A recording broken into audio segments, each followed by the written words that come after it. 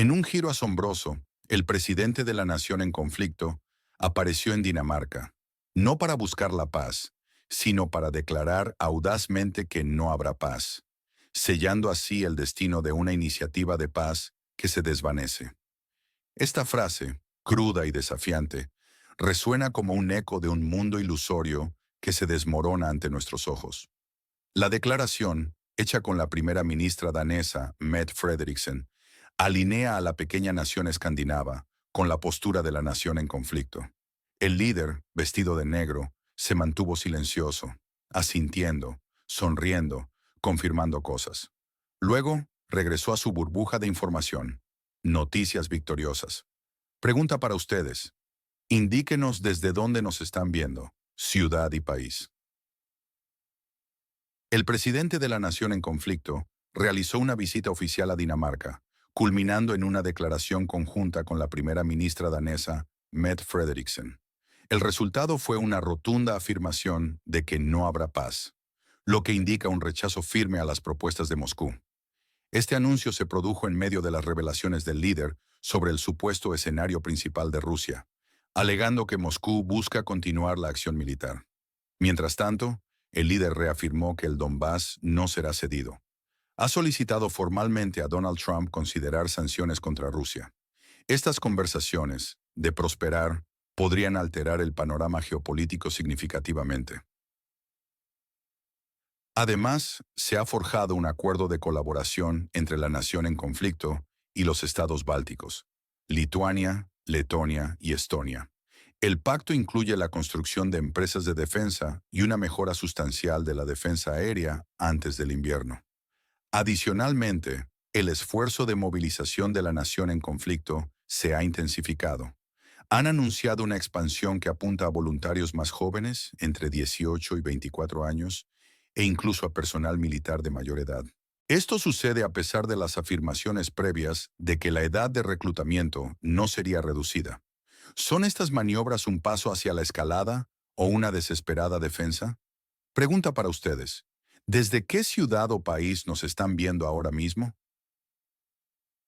Lo que está sucediendo ahora es crucial. La declaración de "no habrá paz" significa que el conflicto continuará, escalando sus costos humanos y económicos. Esto afecta a la seguridad internacional y la estabilidad regional. La economía global ya siente la tensión. Las fricciones en el seno de la OTAN aumentan. La afirmación de Trump de que los europeos actuales son los culpables del fracaso de la paz es una puñalada en el corazón de las alianzas occidentales. Esto nos lleva a cuestionar la cohesión de la postura occidental. La intensificación de la movilización interna en la nación en conflicto generará una presión social inmensa. ¿Cómo manejará la sociedad las repercusiones de estas decisiones? ¿Estamos viendo el fin de la diplomacia como la conocemos? Este escenario de conflicto prolongado impacta directamente en las cadenas de suministro mundiales. Afecta los precios de la energía y los alimentos. ¿Estamos preparados para un futuro incierto? ¿Qué debemos verificar en el próximo programa? Un solo punto, por ejemplo. ¿Es cierto que el comercio de metales raros es clave para la geopolítica actual?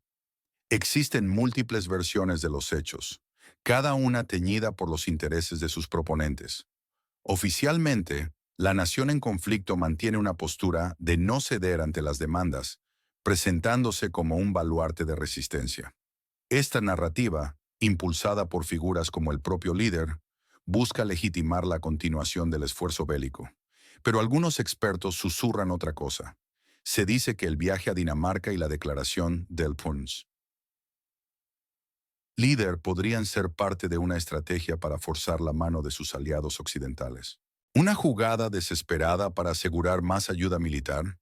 Otra versión, respaldada por algunos analistas cercanos a Washington, sugiere que el líder de la nación en conflicto está atrapado en una burbuja de información. Él no ve la realidad tal como es. Esto, dicen, impide cualquier movimiento hacia una solución negociada. Mientras, Donald Trump apunta el dedo directamente a Europa. Él insiste que no es Rusia, sino los europeos actuales, quienes sabotearon las negociaciones de paz.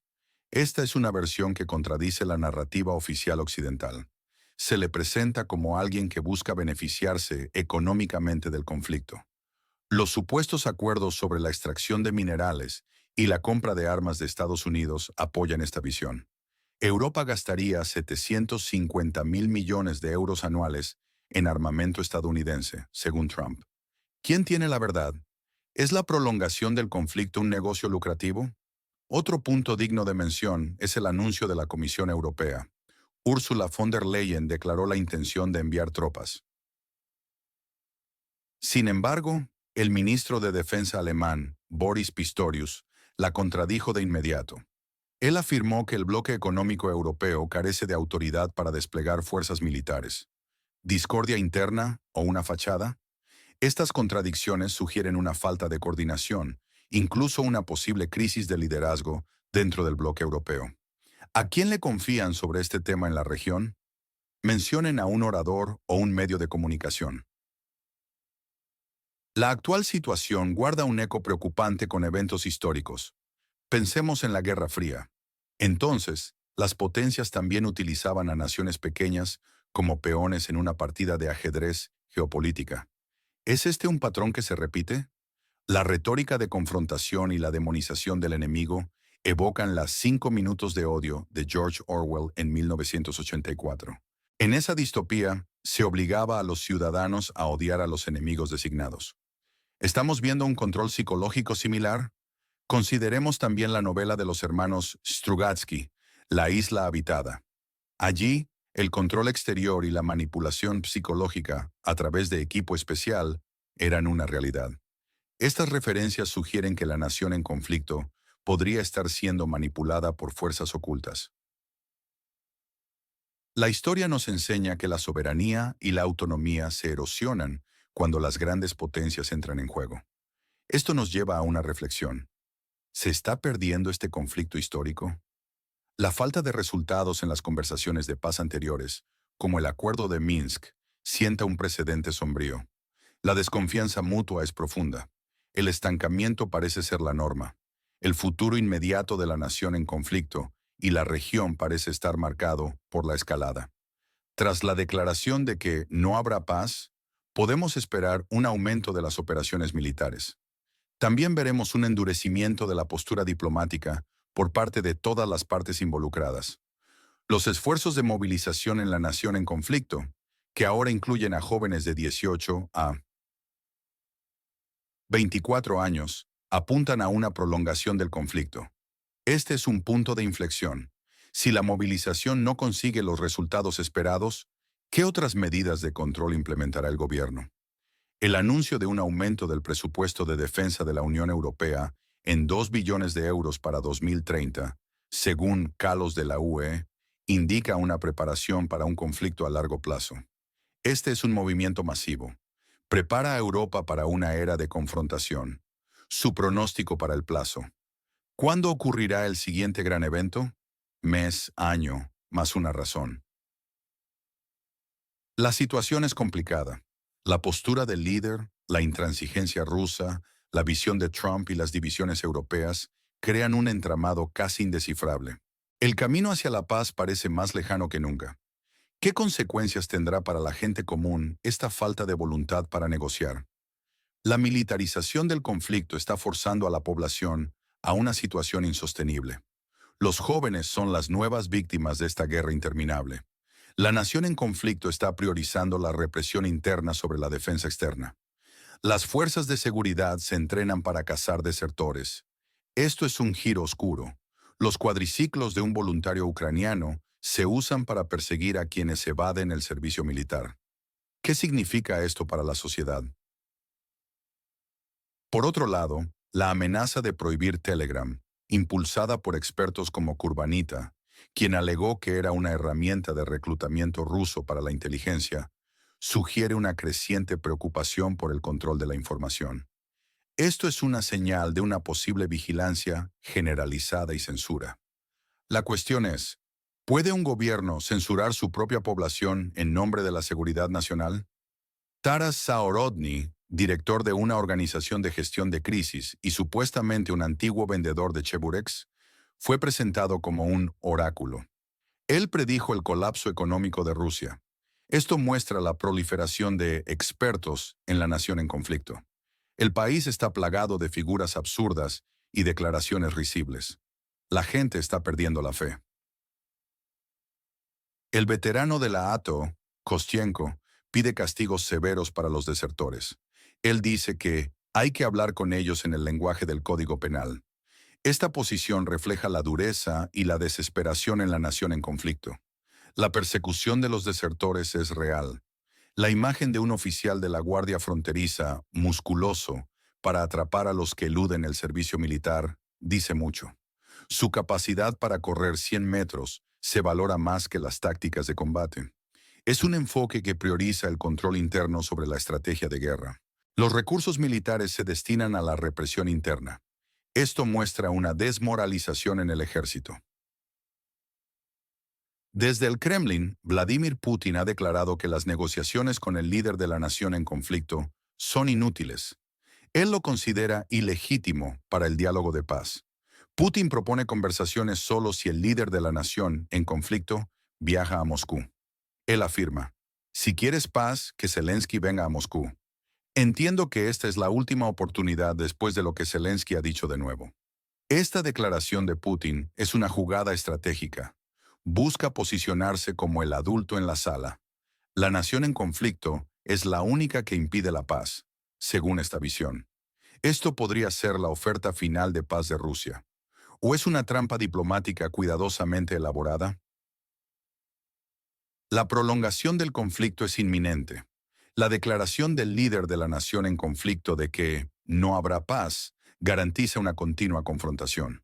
Esto conlleva más bajas, destrucción y crisis humanitarias. La carga financiera recae sobre los aliados globales, quienes ya están bajo presión. La erosión de las alianzas internacionales es otra consecuencia. Las acusaciones de Trump contra los socios europeos podrían sembrar la discordia dentro de la OTAN. Esto debilitará su frente unido contra Rusia. La dependencia de la nación en conflicto de estas alianzas fracturadas se vuelve precaria. ¿Qué significa esto para la seguridad colectiva? La represión interna y los abusos de los derechos humanos también aumentan. La expansión de los esfuerzos de movilización, incluyendo la reducción de la edad de reclutamiento y la persecución agresiva de los desertores, incrementa el descontento social. Esto puede llevar a violaciones generalizadas de los derechos humanos. El uso de equipos donados para hacer cumplir la ley contra los ciudadanos lo subraya. Es un escenario grave. El drenaje económico es continuo. La financiación constante de la guerra, $2.000 millones, y el aumento de 2 billones de euros por parte de la Unión Europea, ejerce una inmensa presión sobre las economías nacionales. Esto afecta a los sistemas financieros globales, provocando inflación y escasez de recursos. La guerra de información y la censura están en aumento. El llamado a prohibir Telegram es una clara señal. Esto lo destacó Kurbanita, abogando por la prohibición de Telegram, alegando que es utilizado por la inteligencia rusa. Es una tendencia preocupante. Amenaza la libertad de expresión y el acceso a diversas fuentes de noticias. Esto crea una sociedad totalitaria. La pérdida de soberanía es otro riesgo. Los acuerdos que otorgan a entidades extranjeras, como Estados Unidos, derechos para extraer recursos se perciben como una pérdida de la soberanía económica para la nación en conflicto. Esto los hace dependientes de naciones benefactoras. ¿Dónde está la línea roja entre los intereses nacionales y la ayuda internacional? Una frase. La crisis demográfica es una amenaza real. Dirigirse a hombres jóvenes para la movilización deja a pocas personas para reconstruir la sociedad y la economía. Esto conduce a un colapso demográfico a largo plazo. La pérdida de confianza en el liderazgo es evidente. La percibida absurdidad de los expertos y el mal uso de la ayuda corroen la confianza pública en su gobierno. La sociedad está al límite. El peor escenario es una escalada y un colapso total. El ejército de la nación en conflicto se ve abrumado por las pérdidas continuas.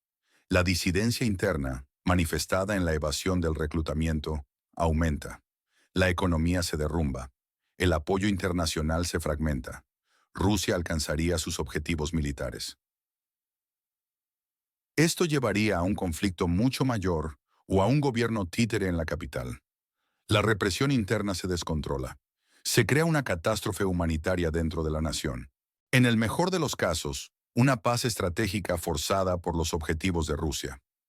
La nación en conflicto, enfrentada a un colapso interno, se ve obligada a aceptar los términos de Putin. Esto incluye concesiones territoriales y un estatus neutral. Así se evitaría un mayor derramamiento de sangre. La presión internacional finalmente fuerza un alto el fuego y un acuerdo político. Sin embargo, este acuerdo estaría sesgado a favor de Rusia. El escenario probable es un estancamiento y una guerra de desgaste. El conflicto continúa sin cambios territoriales importantes. La nación en conflicto se sostiene con ayuda extranjera, pero la movilización y las presiones sociales internas se intensifican. Rusia consolida sus ganancias.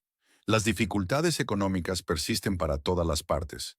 La unidad occidental sigue tensa, pero presente. ¿Qué evento en la región subestiman los medios de comunicación? Nómbralo y explícalo. Finalmente, el escenario inesperado. Un golpe interno o una revolución. El descontento público generalizado por la movilización forzosa estalla. Las dificultades económicas y la percibida ineptitud del gobierno conducen a un levantamiento popular. Esto podría llevar a un gobierno pro-paz o a un mayor caos y guerra civil. ¿Está el líder de la nación en conflicto realmente en una burbuja de información? La disonancia entre sus acciones y la realidad en el campo de batalla sugiere una desconexión. Trump parece ganar de cualquier manera. Se beneficia económicamente de las ventas de armas, los acuerdos energéticos y la extracción de recursos. Además, gana capital político al presentarse como un potencial mediador de paz. El liderazgo ruso saldría victorioso si sus términos de paz, la ilegitimidad del líder de la nación en conflicto y la visita a Moscú se cumplen. O si la nación en conflicto finalmente colapsa o cede territorio. Ellos consolidarían las ganancias territoriales. Esto debilitaría la influencia occidental. Por otro lado, la nación en conflicto, su pueblo y su soberanía pierden. Ellos sufren inmensas pérdidas humanas, sufren destrucción económica, sufren una posible erosión de las libertades democráticas a través de la movilización forzosa y el control interno. Ellos corren el riesgo de convertirse en un peón en juegos geopolíticos. La población de la nación en conflicto también pierde, obligados a luchar, a soportar penurias, a enfrentar la represión si resisten el reclutamiento. Sus derechos humanos son ignorados. Los aliados europeos cargan con el peso económico de la ayuda. Se enfrentan a divisiones internas, aunque son engañados o manipulados por potencias más grandes, como Estados Unidos. Su credibilidad como verdaderos aliados se ve cuestionada. El concepto mismo de la diplomacia internacional pierde. El fracaso de las conversaciones y el enfoque en soluciones militares reducen la probabilidad de una resolución pacífica. El panorama global es más volátil. Esta crisis no es solo sobre el conflicto en sí, sino sobre el futuro. Del orden mundial. ¿Estamos viendo un mundo sin reglas? Esta situación es un juego complejo de ajedrez. Cada movimiento tiene múltiples repercusiones. La frase «fin de ese mundo ilusorio» evoca el concepto de la iniciativa de paz entre Trump y Putin. Eso le da un tono dramático al inicio de la confrontación. La población de Dinamarca, con sus 5.500.000 habitantes, parece insignificante militarmente, pero tiene un control poderoso sobre Groenlandia. Esto subraya la ironía de su gran ayuda militar. El traje negro del líder en Dinamarca durante la desvelación de la estrategia rusa tenía el propósito de dar una imagen de seriedad. Pero, ¿fue su impacto real o solo una fachada? Los estados bálticos, Lituania, Letonia y Estonia, son ridiculizados como estados poderosos. Se insinúa satíricamente que su ayuda militar incluye tirachinas, 2 misiles, pistolas TT e incluso bicicletas. Se ríe de la contribución militar de estos pequeños miembros de la OTAN. La mención de los pepinos encurtidos como método de defensa aérea es una referencia a un meme viral. Hablaba de aldeanos derribando drones con frascos. Esto ridiculiza aún más la ineficacia de las defensas y sus partidarios. Los luchadores de barbería, posando con cajas llenas de chatarra, quizás armas, son una burla a los propagandistas. Ellos escenifican valentía. El error numérico del ponente, 365 mil millones, en lugar de 365 millones, humaniza la presentación. Le da un toque auténtico. Todo está en juego. Las afirmaciones absurdas de los expertos de la nación en conflicto son desconcertantes. Hablan de la conexión de Michael Jackson con la nación y de Telegram como herramienta de espionaje ruso, o de la escasez de gas en Rusia que llevaría a cupones de gasolina. Estas revelaciones refuerzan la imagen de figuras incompetentes. Los títulos inflados y las afirmaciones ridículas son la norma. Taras Zaorotny, un supuesto ex vendedor de Cheburex, ahora gerente de crisis, ejemplifica esta absurdez. La línea roja se difumina. La política exterior de Estados Unidos siempre ha beneficiado la venta de armas y la explotación de recursos. Esto nos muestra cómo el conflicto beneficia a unos pocos. Esta narrativa alimenta el sentimiento antiimperialista. Es un juego muy peligroso. Una vez más, el liderazgo de la nación en conflicto ha dejado claro su firme postura. No negociarán. Esto choca con las demandas de Rusia. Las implicaciones son claras. El conflicto continuará. La historia se repite. La crisis diplomática no tiene fin. Los debates sobre la movilización en la nación en conflicto reflejan la creciente tensión sobre los recursos humanos. La resistencia pública al servicio es notable. Esta es una situación volátil.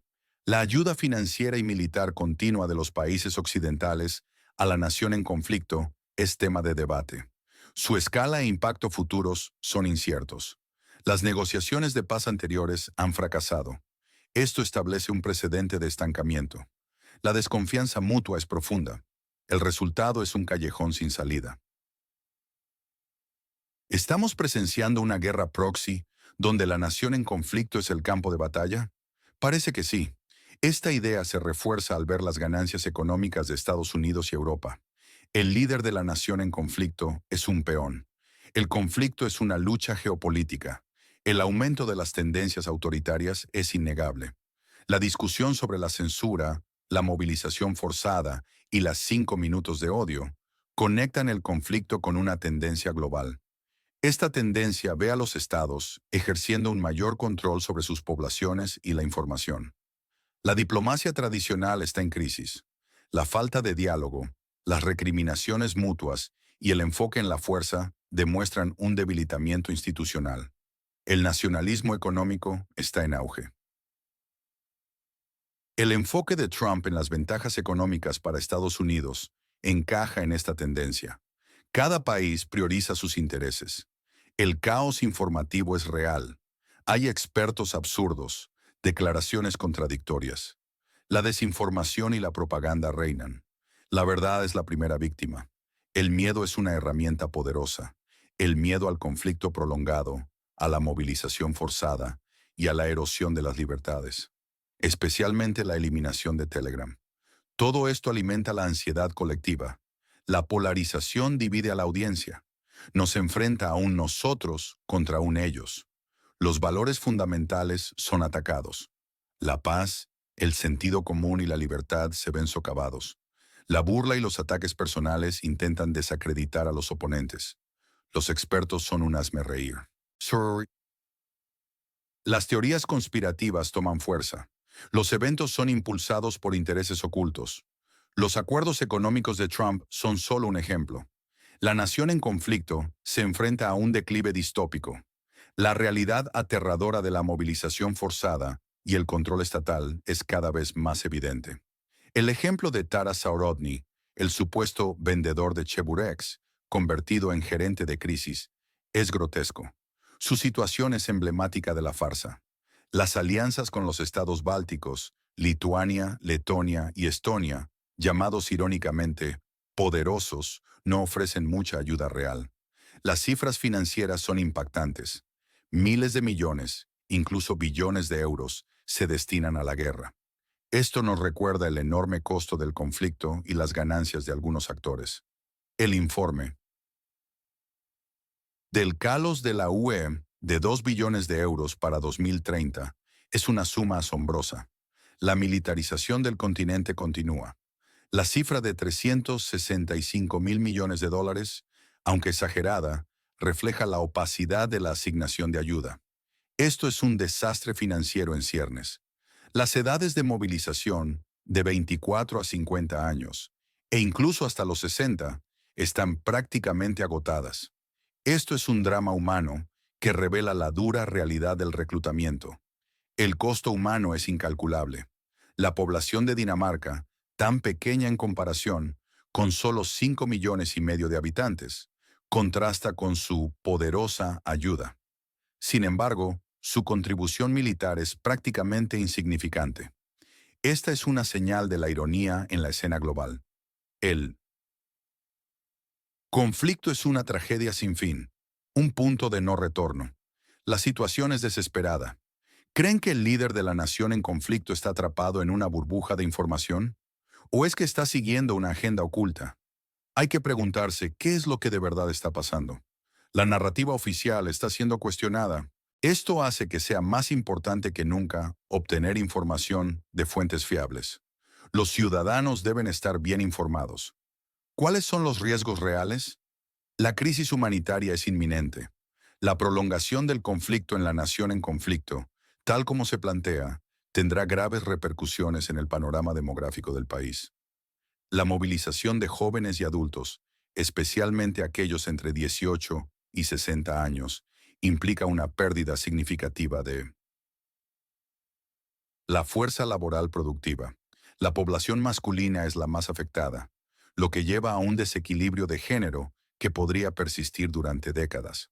Las tasas de natalidad, ya en declive, podrían experimentar una caída aún más pronunciada, exacerbando el envejecimiento de la población y reduciendo la base de contribuyentes necesaria para sostener la economía y los programas sociales. Este impacto demográfico no solo amenaza la capacidad de recuperación económica a largo plazo, sino que también socava la cohesión social, al dejar a las familias desintegradas y a las comunidades con una marcada ausencia de jóvenes. La escasez de mano de obra cualificada y no cualificada podría paralizar sectores clave de la economía, desde la agricultura hasta la industria tecnológica. Además, la salud mental de la población se verá gravemente afectada por la prolongación de la guerra. El estrés postraumático, la ansiedad, la depresión y otros trastornos psicológicos se volverán prevalentes, no solo entre los combatientes que regresan, sino también entre la población civil que vive bajo la constante amenaza del conflicto. Los sistemas de salud, ya sobrecargados por las emergencias médicas y la escasez de recursos, tendrán dificultades para hacer frente a esta creciente crisis de salud mental. La educación también sufrirá. Las interrupciones en la escolarización, la destrucción de infraestructuras educativas y la migración forzada de maestros y estudiantes limitarán las oportunidades de aprendizaje, creando una generación perdida de jóvenes con habilidades limitadas y perspectivas de futuro inciertas. Esta falta de capital humano calificado obstaculizará aún más cualquier intento de reconstrucción post-conflicto, perpetuando un ciclo de subdesarrollo y dependencia. En el ámbito geopolítico, la declaración de "no habrá paz" no solo consolida la posición de la nación en conflicto como un actor intransigente, sino que también redefine el rol de los aliados y adversarios. La persistente negativa a negociar podría llevar a un punto de inflexión en el apoyo internacional.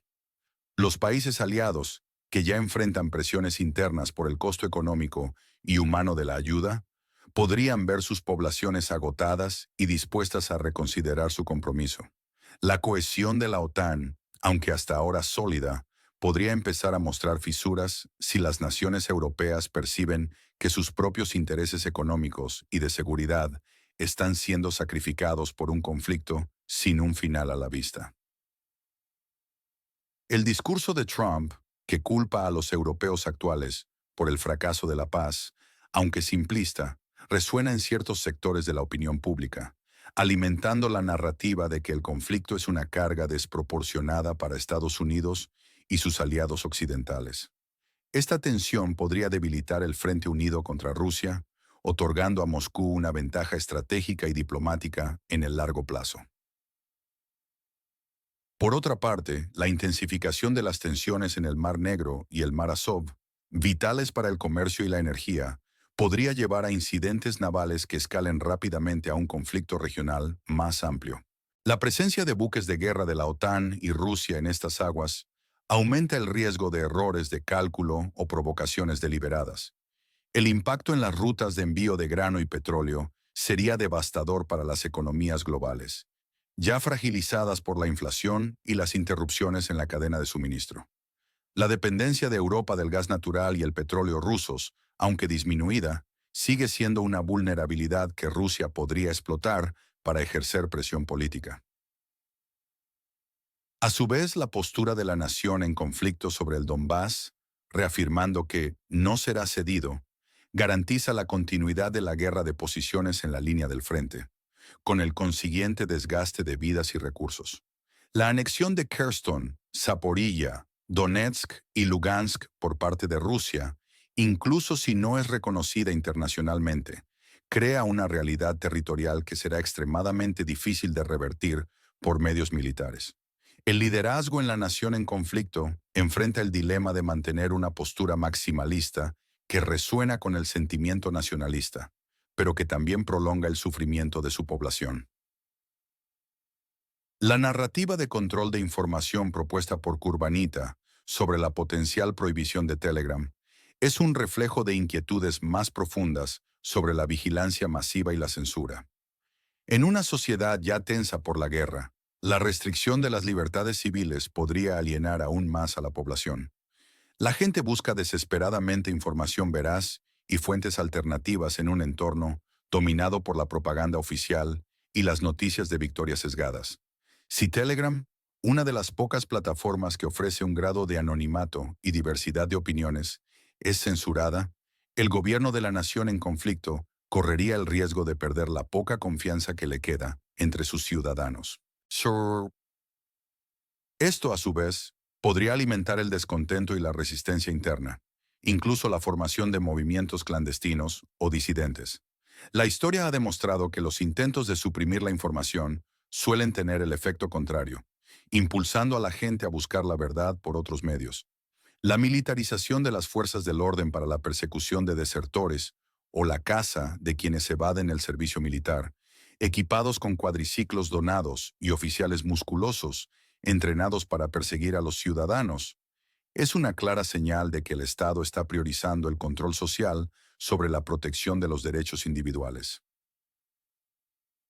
Esta degradación del Estado de Derecho y la erosión de las garantías fundamentales de la libertad serán difíciles de revertir, incluso después del conflicto, pudiendo establecer un precedente peligroso para el ejercicio del poder.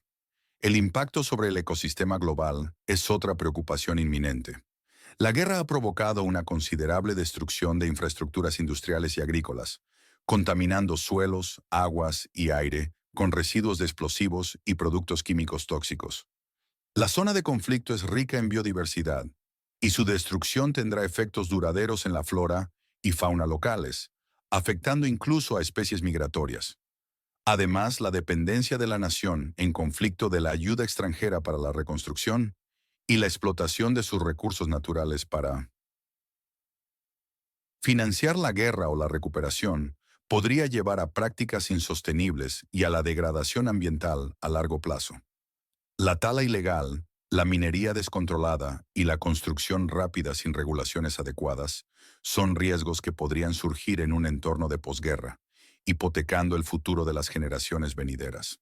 La comunidad internacional, más allá de la asistencia militar, debe considerar la creación de planes de mitigación ambiental y restauración ecológica para evitar un desastre ambiental aún mayor en la región. La retórica de Putin, que exige que el líder de la nación en conflicto vaya a Moscú para negociar la paz, es un movimiento estratégico que busca humillar al oponente y presentar a Rusia como la única nación dispuesta a la diplomacia. Es un intento de redefinir las reglas del diálogo internacional, donde el vencedor dicta las condiciones y el vencido debe someterse. Esta postura, combinada con la declaración del líder de la nación en conflicto de que no habrá paz, crea un callejón sin salida diplomático que favorece la continuidad del conflicto. Mientras ambas partes se nieguen a ceder y a reconocer la legitimidad del otro, la guerra seguirá siendo la única forma de resolver sus diferencias. La comunidad internacional, en este contexto, se encuentra entre la espada y la pared. Apoyar a la nación en conflicto en su lucha por la soberanía, o presionar por una negociación a toda costa, incluso si eso significa aceptar parte o la totalidad de las demandas rusas. La falta de un mediador internacional realmente influyente y neutral complica aún más la situación. A pesar de los esfuerzos de Naciones Unidas y de algunos líderes regionales, no ha surgido una figura capaz de romper el estancamiento. El papel de la tecnología en esta guerra es dual. Por un lado, se utiliza para la movilización, la vigilancia y la propaganda, como se evidencia en la polémica sobre Telegram. Por otro lado, la tecnología también ha demostrado ser una herramienta vital para la resistencia, la comunicación y la documentación de crímenes de guerra. Las redes sociales permiten a la población civil compartir información y buscar ayuda, mientras que los esfuerzos de código abierto y la ciberdefensa son cruciales para defender la infraestructura crítica. Sin embargo, en un contexto de guerra prolongada y escasez de recursos, la brecha tecnológica entre los combatientes y los civiles podría ampliarse, con unos pocos utilizando herramientas sofisticadas para el control y la represión, mientras que la mayoría lucha por acceder a servicios básicos. La dependencia de la nación en conflicto de los arsenales y la tecnología militar de sus aliados también plantea preguntas sobre su soberanía tecnológica a largo plazo. ¿Podrá la nación en conflicto desarrollar sus propias capacidades de defensa y tecnológicas, o seguirá dependiendo de potencias extranjeras para su seguridad? El futuro de la nación en conflicto pende de un hilo: el compromiso de sus aliados, la resistencia de su pueblo y la evolución del panorama geopolítico determinarán si el conflicto se prolonga indefinidamente, se resuelve mediante una paz forzada, o si da lugar a un escenario inesperado de cambio interno. La tragedia de esta situación es que, mientras los líderes debaten y las potencias se enfrentan, la gente común sufre las consecuencias, viendo sus vidas desintegrarse y sus esperanzas de paz evaporarse.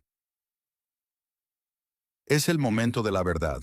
Les pido que se suscriban a nuestro canal para no perderse ningún análisis vital. Compartan este video, hagan clic en la campana, dejen un comentario con sus pensamientos. ¿Creen que hay alguna esperanza de paz real en la región en un futuro cercano? ¿O estamos condenados a un conflicto sin fin?